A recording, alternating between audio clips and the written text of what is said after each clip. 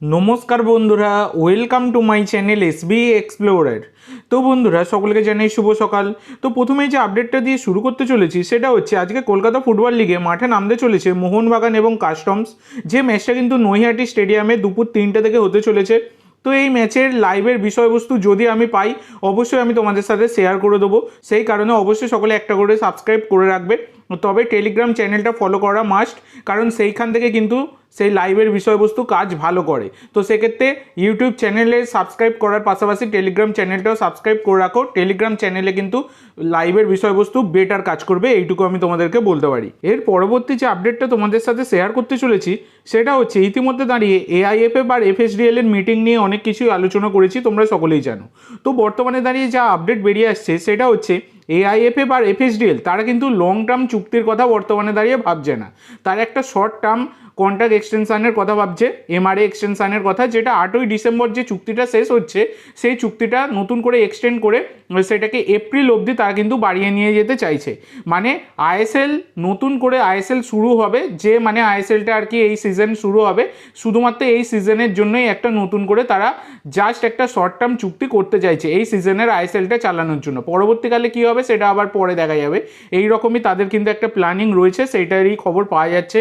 তো বিভিন্ন জায়গা থেকে বিভিন্ন খবর করা হচ্ছে যে আইএসএল সেটা কিন্তু 24শে অক্টোবর শুরু হতে পারে বা ফার্স্ট উইক অফ নভেম্বর, মানে নভেম্বরের প্রথম সপ্তাহে শুরু হতে পারে। এই রকম কিন্তু বিভিন্ন জায়গা থেকে খবর পাওয়া যাচ্ছে, যদিও এখনও অবধি কিন্তু এই বিষয়টা মানে জাস্ট মানে মন গড়া একটা কথা আর কি, এখনও অবধি কোনো রকম কনফার্মেশন পাওয়া যায়নি। তো দেখা যাক আইএসএল কবে শুরু হয়, এই ডিলটা সব কিছুটা মিটুক, তার উপরেই তো ডিপেন্ড করছে। এছাড়া বন্ধুরা, আজকে কিন্তু এআইএফএফ আর এফএসডিএল আবারও কিন্তু মিটিংয়ে বসতে চলেছে, এইরকমই খবর বেরিয়ে আসছে। আবারও কিন্তু তারা মিটিংয়ে বসবে।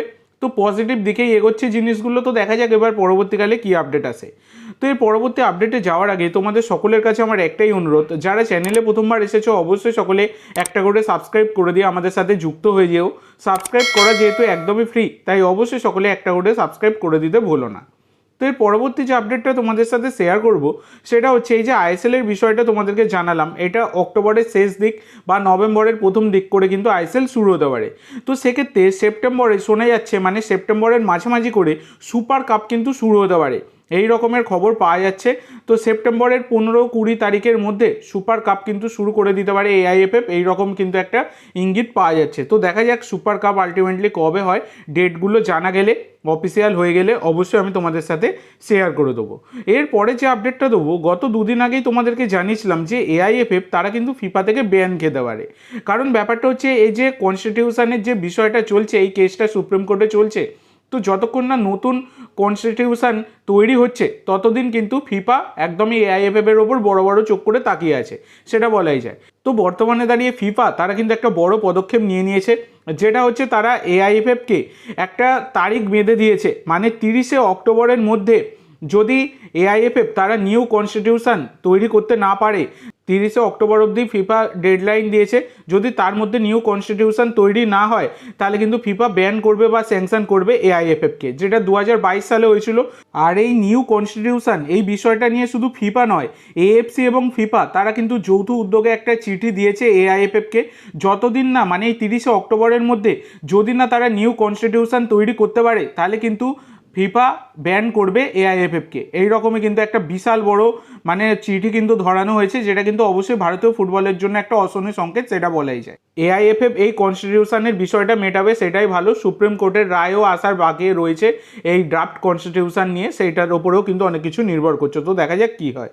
তো এর পরবর্তী যে আপডেটটা তোমাদের সাথে শেয়ার করব সেটা হচ্ছে মোহনবাগানের ACL 2 এর ম্যাচগুলো তোমরা লাইভ কোথায় দেখতে পাবে, তো তোমাদেরকে বলে দিই। তো ACL 2 এর ম্যাচ লাইভ গত সিজনেও যেমন হয়েছিল এই সিজনেও একই চ্যানেলে দেখাবে, সেটা হচ্ছে স্পোর্টস 18-3 টিভি চ্যানেলে তোমরা দেখতে পাবে, আর মোবাইলে ফ্যানকোড অ্যাপের মাধ্যমে দেখতে পাবে। তো ফ্যানকোড অ্যাপে তোমরা জানো সাবস্ক্রিপশান লাগে, সেই কারণে লাইভের বিষয়বস্তু আমি কিন্তু তোমাদের সাথে শেয়ার করে দেবো।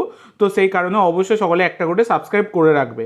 তো এর পরবর্তী আপডেট এবং লাস্ট আপডেট যেটা তোমাদের সাথে শেয়ার করব সেটা হচ্ছে এবার নতুন প্লেয়ারকে কিন্তু সবুজ মেরুন জার্সি পরাতে চাইছে মোহনবাগান, সেটা হচ্ছে পার্থিব গগৈ।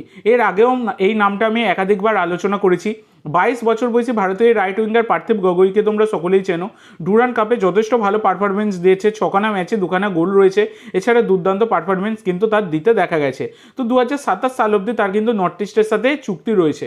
তো মোহনবাগান ম্যানেজমেন্ট কিন্তু এই পার্থিব গগৈয়ের ওপরেও কিন্তু ইন্টারেস্ট শো করছে, যদিও এই ডিলটা হওয়ার চান্স বর্তমানে দাঁড়িয়ে বলছি খুবই কম, কারণ পার্থিব গগৈ তিনি কিন্তু নর্থ ইস্টেই খুশি রয়েছেন এবং বিশেষ করে নর্থ ইস্টে তিনি ফার্স্ট 11-এ খেলার সুযোগ পান, এটাই সবথেকে বড় কথা। আর তিনি নর্থ ইস্টেরই ঘরের ছেলে, এইটাও একটা বিষয় রয়েছে। তবে মোহনবাগানে এলে তিনি কিন্তু ফার্স্ট 11-এ তার সুযোগ পাওয়ার সম্ভাবনা যথেষ্ট কম, সেক্ষেত্রে কিন্তু তিনি নর্থ ইস্টের সাথে কন্টিনিউ করতে পারেন, এই রকমই কিন্তু সম্ভাবনা প্রবল হয়ে দাঁড়াচ্ছে। এবার দেখা যাক ট্রান্সফার মার্কেটে যা কিছুই ঘটতে পারে, ইন্টারেস্ট রয়েছে, তবে ডিলটা খুব একটা কিছু এগোয়নি। তো দেখা যাক পরবর্তীকালে কী আপডেট আসে। তো আজকের জন্য এইটুকু বন্ধুরা, ভিডিওটি ভালো লাগলে অবশ্যই লাইক করো, শেয়ার করো, আমার চ্যানেলে প্রথমবার এসে থাকলে চ্যানেলটি সাবস্ক্রাইব করো, আর কমেন্ট করে জানাও ভিডিওটি কেমন লাগলো। ধন্যবাদ।